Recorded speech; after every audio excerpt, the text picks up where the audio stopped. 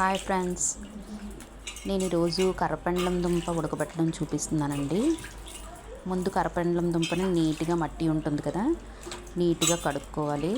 మట్టి అంతా పోయేటట్టు కడుక్కొని వాటిని చిన్న చిన్న ముక్కలుగా కట్ చేసుకోవాలి. చిన్న చిన్న ముక్కలు కట్ చేసుకోవాలి. దుంప మొత్తం పైన కిందన కట్ చేసేసి చిన్న చిన్న దుంపలు కట్ చేసుకోవాలి. అయితే ఇక్కడ కట్ చేసినప్పుడు పైన స్కిన్ కూడా మనం రిమూవ్ చేసేస్తాను. చూడండి, రిమూవ్ చేయడం ఈజీగా అనమాట. ఇది అందరూ చేసే పద్ధతి, ఇలా చేస్తారు.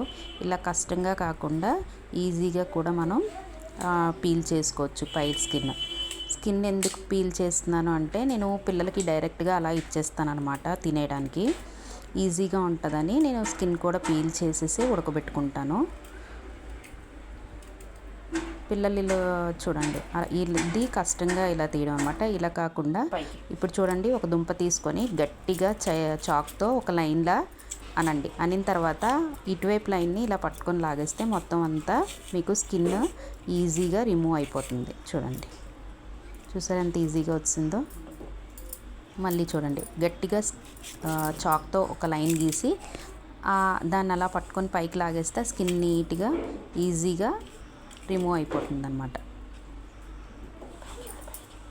సేమ్ అదే పద్ధతిలో మనం కట్ చేసుకున్న దుంపలన్నిటికీ స్కిన్ని రిమూవ్ చేసేసుకోవాలి. ఇలా రిమూవ్ చేసుకుంటే ఏంటంటే, పిల్లలకి మనం ఓపెన్ చేసి ఇవ్వనవసరం లేకుండా వాళ్ళు నీట్గా అది తినేయడానికి డైరెక్ట్గా తినేస్తారనమాట. ఇది మళ్ళీ స్కిన్ తీయాలి, ఇసుక తగలడం కానీ అలా ఏముండదు. చూడండి, మళ్ళీ స్కిన్ తీసిన తర్వాత నీట్గా దుంపని కడిగేసుకొని మనం ఏ కుక్కర్లోకి ఉడకబెట్టాలనుకుంటున్నామో అందులోకి కుక్కర్లోకి తీసుకుంటున్నానండి నేను. నీట్గా వాష్ చేసేసి కుక్కర్లో ఆ ముక్కలన్నిటినీ వేసుకోవాలి. నేను 1/2 kg తీసుకున్నానండి. అవి మొత్తం అన్నీ అలా నీట్గా కడిగేసి వేసుకోవాలి. తర్వాత కప్పు బెల్లం తీసుకోవాలి. తురిమేసి బెల్లాన్ని నీట్గా పైనుంచి దుంపల పైనుండి నీట్గా వేయాలి. సేమ్ ఏ కప్పుతో తీసుకుంటున్నామో బెల్లం అదే కప్తో వాటర్ కూడా మెజర్ చేసుకోవాలి. నేను కొంచెం లిక్విడ్లా ఉంటే పైన పిల్లలు తినడానికి బాగుంటుందని కప్ కూడా వేసుకోవచ్చు. లేదు అంటే ఒక 2 cups వేసుకున్నా పర్వాలేదన్నమాట. నేనైతే మాత్రం 2 cups వేస్తాను. 2 cups వేస్తే మనకి అడుగున వాటర్ మిగులుతుందన్నమాట. నేను 2 cups వేసాను. వేసి లిడ్ పెట్టేసి స్టవ్ ఆన్ చేసుకొని 5 whistles రానివ్వాలండి. మొత్తం 5 whistles. 5 whistles వస్తే మనకి దుంప కూడా ఉడికిపోతుంది.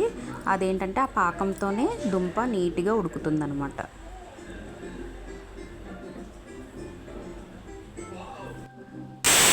విజిల్స్ వచ్చేసాయి కదా.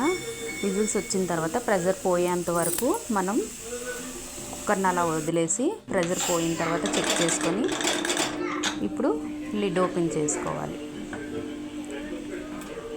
చూడండి ఎంత నీట్గా ఉడికాయో.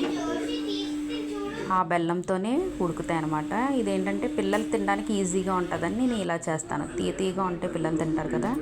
చూడండి, మనకి అడుగున నేను వాటర్ ఎక్కువ వేసుకున్నాను అన్నాను కదా, అలా అడుగున ఎక్కువ వాటర్ వేసుకుంటే మనకి సిరప్లా బెల్లం సిరప్ అలాగా ఉంటుందన్నమాట.